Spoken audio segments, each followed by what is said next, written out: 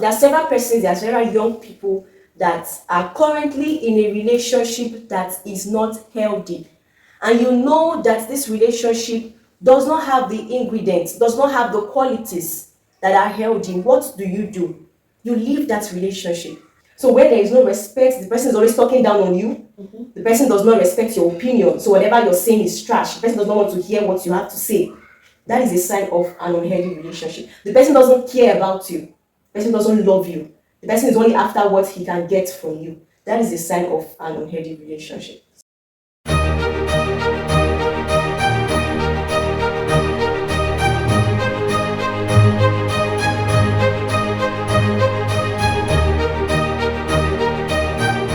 Hello, welcome back to Aka's channel. I'm so happy to see you guys again. I hope you guys have a blessed week and a blessed weekend. So now today we have a very special guest, and now we're going to allow our guest to introduce ourselves. Okay, Ma, please can you introduce yourself? Good day, everyone. I'm so excited to be here. Thank you so much, Akatubers. My name is Queenette Indeli, and I'm a team coach. I'm someone who is very passionate about young people. So I love speaking to young people. I love coaching young people. I love teaching them how to make the right decision in becoming responsible adults and leaders of tomorrow. Thank you. Okay, thank you very much. So today we're going to be having a very important and fun topic. So now today's topic is going to be building healthy relationships. So now, Miss Queenette, what's a healthy relationship? Healthy relationship. I will start by defining what a relationship is. So relationship has to do with a bond between two or more persons. So for instance, you're in a family, you have your mother, you have your father. They are in a relationship which is called marriage. And then you have your siblings, which is a family. You have your friends in school, in church, which are your peers. That is a relationship. So that bond, that communion, that friendship that happens between two or more persons is called a relationship. So when we talk about healthy relationship, I'll give an instance. You want to make a cake. Okay? You need the different ingredients. You need your flour, you need your butter, you need the cream and things to make it tasty. So without these ingredients, you can't have a cake. Right? Yeah. So a healthy relationship is a relationship that has the necessary ingredients. For instance, respect, mutual trust, boundaries. These are the ingredients that makes up a healthy relationship. So a healthy relationship can be defined as that communion, that bond, that friendship you have with someone. You have with your father, you have with your mother, you have with your siblings and your friends in school. That bond that has the necessary ingredients to make it thrive. That is a healthy relationship. Okay, thank you very much. So now, from what you said and what I think healthy relationships are relationships that involve responsibility. Yes. Like responsibility for one another and also for yourself. Yes. Okay, one thing you should know as young people, it's very important that you make the right decision when you're choosing your friends. So how do you make the right decision? You need to know yourself, know your values. So what are those things that you're comfortable with? What are those things that you're doing that are right, your value system? So that would help you to make the right choice when choosing your friends. Just like the scripture says, evil communication corrupts good manners. And there's a saying that, show me your friends and I will tell you who you are. So you need to understand your person, your personality, the things you can accept. So when you see someone that you want to relate with, when you see someone that you feel, oh, this is a good person, I want her to be my friend, I want him to be my friend, you need to check what are your do's and your don'ts. So if you see that this person is doing the opposite, so your parents have been teaching you good values, integrity, you say the truth at all times, you don't tell lies, you don't take what doesn't belong to you. These are the values that you've been learning. So, and you see this person doing the opposite. This person is always telling lies. This person is always stealing. And then there's this pressure, like, okay, let's do it together. Let's tell this lie. You know that this is not a healthy relationship. So these are the things you need to look out for when you're relating with people. Okay, thank you very much. So now, why do you think it's good to talk about this topic in our current day? The reason why it's very important is because in our time today, there is this pressure. And it happens because so many persons have a low self-esteem. So they don't know who they are. They are yet to understand how important they are. So they feel pressure, they want to belong to a group. So for instance, in your school, you see this clique of girls. These girls are always working together. They always go out to buy things together during a break period, and they go home together. And then because you're not in that group, you're feeling left out. You want to join them. So this pressure can make young people to make the wrong choices. So it's very important that we have this conversation, because from statistics, research has shown that a greater percentage of children that are being groomed at home, taught the right values, they go out there because of the kind of friends that they keep. I heard of a story of a young boy. He's about 15 years.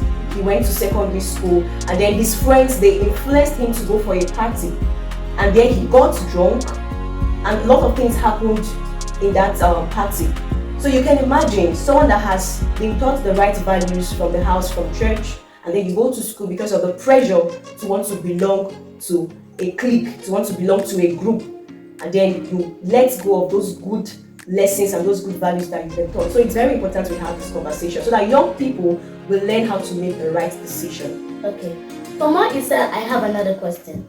Now, when you said it's not, let's say there is a child that has not really been taught the good things from home, and then there is this group of good girls that always do their homework together, study together.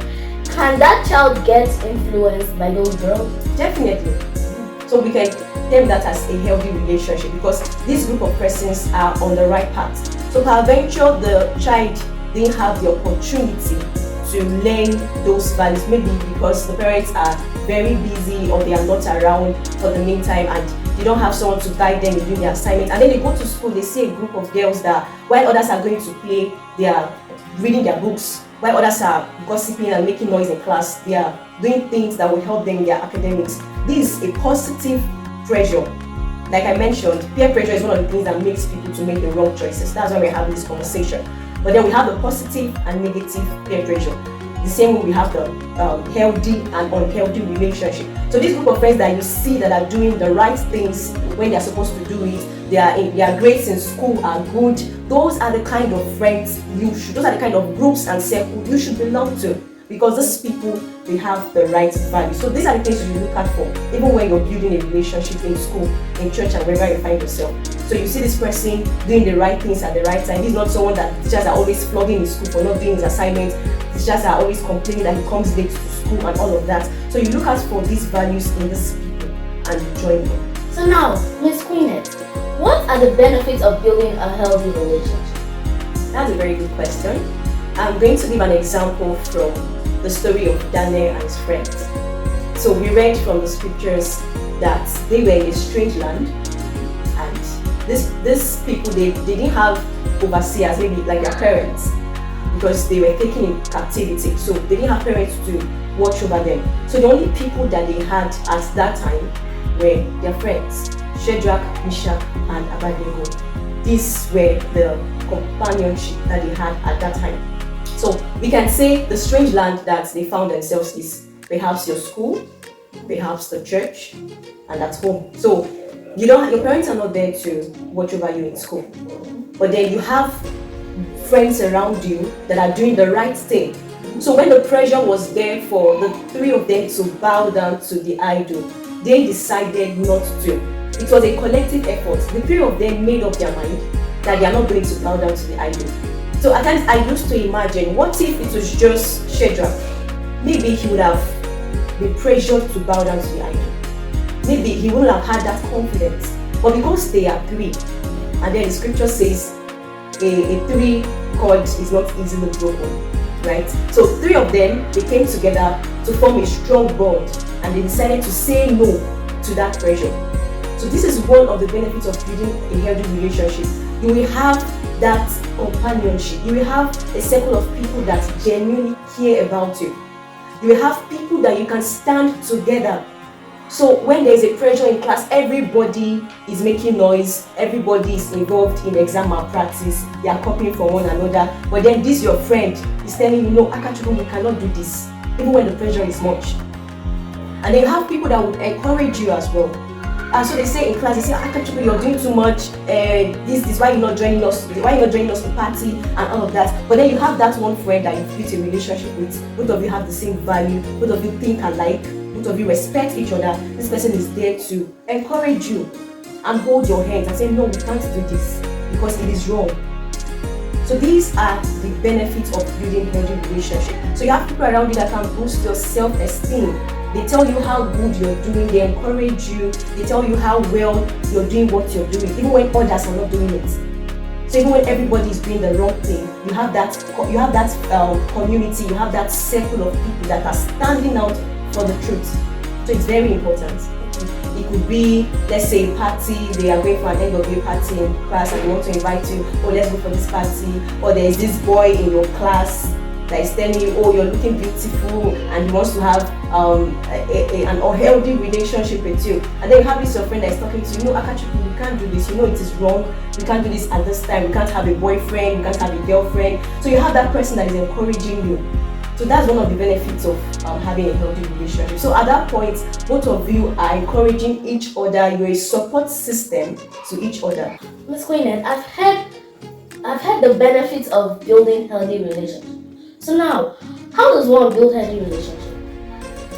If you want to build a healthy relationship, like I mentioned earlier, there are different ingredients, there are different components in a healthy relationship. So you have trust, mutual respect, empathy, boundaries, and communication.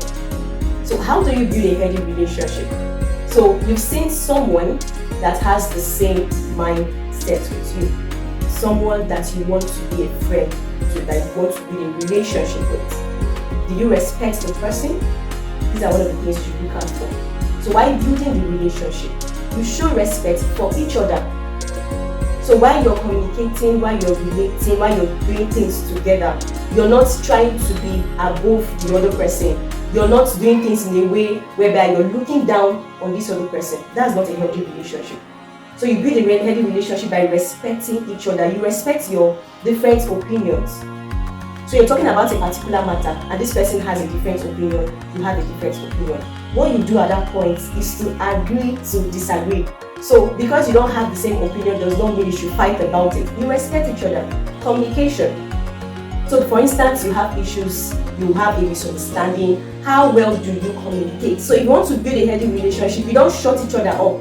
So people that keep malice, you see two best friends and tomorrow they are no longer talking together. They are friends in school, maybe they are seatmates, they used to sit together, and then you see this person in front and this person at the back, and when you go out to find, you say they are fighting or they are keeping malice. Communication is very important. So this person offended you, this person said something you don't like.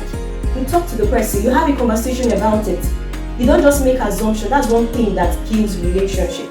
You don't just say, oh, this person has offended me. Doesn't she know that she offended me? Doesn't she know that she said something like this? You speak to the person, you speak up, you say, okay, Bukola, I don't like this thing that you did. I was not happy the way you spoke to me. I was not happy the way you took this thing. Just have that communication, have that conversation. So these are how the ways you build a healthy relationship. And that thing is empathy.